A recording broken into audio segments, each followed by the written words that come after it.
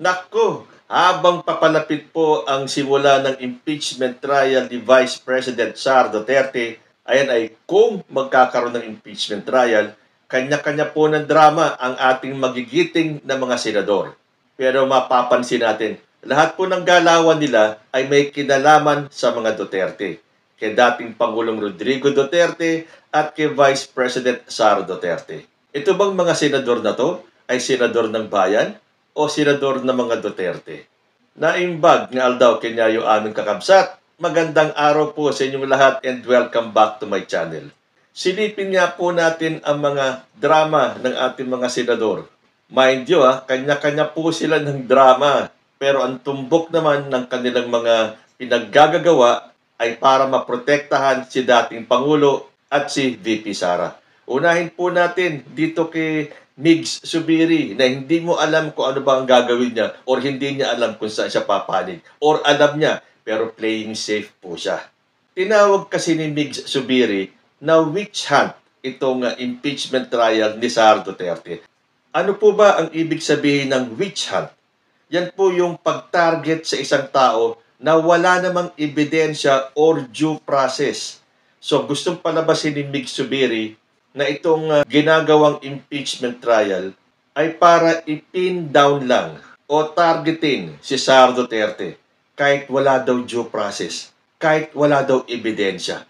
Hindi ba sa pagkakaalam ko bilang isang ordinaryong mamamayan, kaya nga magkakaroon ng impeachment trial, Migs Zubiri, impeachment trial ay para malaman natin, may nagawa bang katiwalian yung iniidolo yung si Sara Duterte?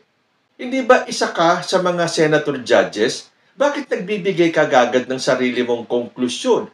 At ang pagkakaalam ko, kayong mga senator judges ay pinagbabawalang magbitaw ng kung ano-anong statement, lalo na kung pumapabor doon sa akusado. And yet, marami sa inyong mga makasara ang walang pakundangan, walang pakialam maglabas ng kanilang mga saloobin. Basta maipagtanggol lang nila si Sara Duterte. Nakakahiya kayong mga senador kayo. So, tinawag niyang witch hunt. Pero kung ako ang mag-i-interpret dun sa witch hunt, hinahunting po natin yung witch o yung mangkukulam o yung mambabarang or whatever witch is in Tagalog. In this case, sino ba yung witch?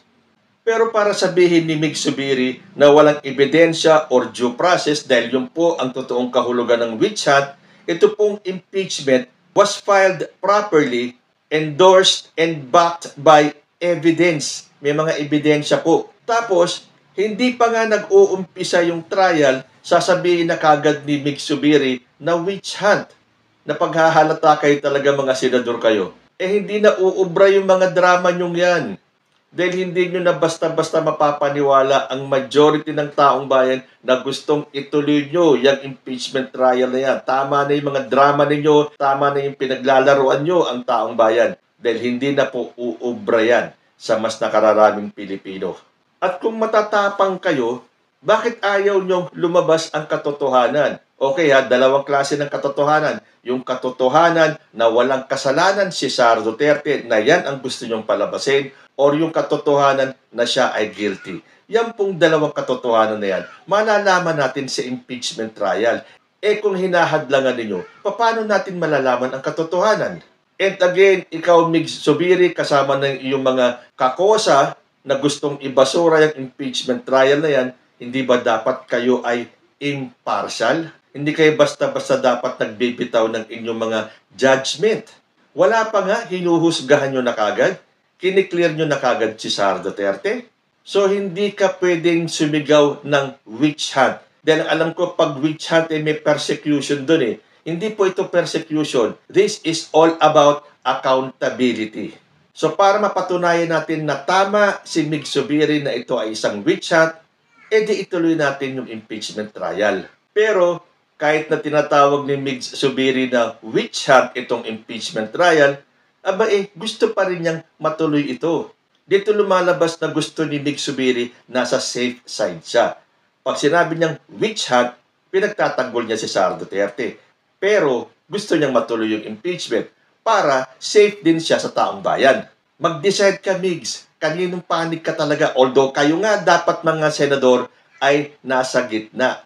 Pero marami sa inyo, nakakiling na sa kaliwa kay Sara Duterte. Ano pa ba magagawa namin kundi ang husgahan kayo dito sa paparating na impeachment trial?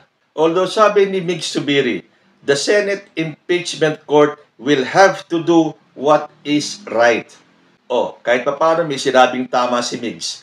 As the Senate Impeachment Court, you have to do what is right. At alam namin na ang pagbasura ninyo sa impeachment trial na yan o sa impeachment case ni Sara Duterte ay hindi po tama. Sabi ni Migs, I will set my bias aside because we have to follow the process. At least aminado si Mig Zubiri na bias siya kay Sara Duterte. Pero sabi niya, we have to follow the process. There is a process under the Constitution. It cannot be changed. If we violate that, then we violate our oath of office when we say that we will defend and protect the Constitution of the Republic of the Philippines. We have to do what is right here. So, alam naman pala ni Mig Zubiri na dapat gawin ng Senado ang kanilang trabaho na naaayon sa Constitution. Pero, on the other hand, witch hunt daw ito. So, paano nyo aasahan si Mig Zubiri na maging patas? Yes, gusto niyang matuloy yung impeachment trial, pero ito ay tinawag niyang witch hunt. So, sa tingin niyo, ano ang magiging hatol ni Mig Zubiri? Matuloy man ang impeachment trial na to. Sabi ko sa inyo maalam na po ang mga Pilipino ngayon. Alam nyo, nung sinimulan ko itong usapang Tito Manny, nabuksan po ang aking isipan. As a senior citizen, akala ko okay na magpawardi-wardi ako. Yung bang wala na akong pakialam. I just have to live my life. Wala na akong pakialam kung ano man ang nangyayari sa kapaligiran. Hindi po pala ganun. When I started this channel, wala po akong pakialam sa politika. Although aminado ako, from the start, ako po ay Marcos loyalist.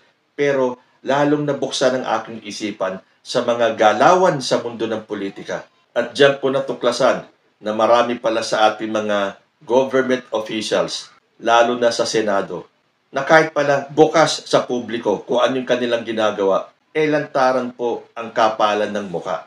Tapos, paano mo sasabihin na itong si Mig Zubiri parang dalawa ang muka? Or double-faced ba yun? Una, tinawag niyang witch hunt ang impeachment trial, pero ito ay gusto niyang matuloy.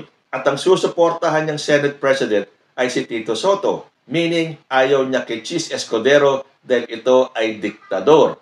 Ayaw mo pala ng diktador, bakit gusto niyong harangin ang impeachment trial? Kayo po, ano ang masasabi ninyo? Comment lang po down below and I will see you in my next video. Diyos ti Agnina.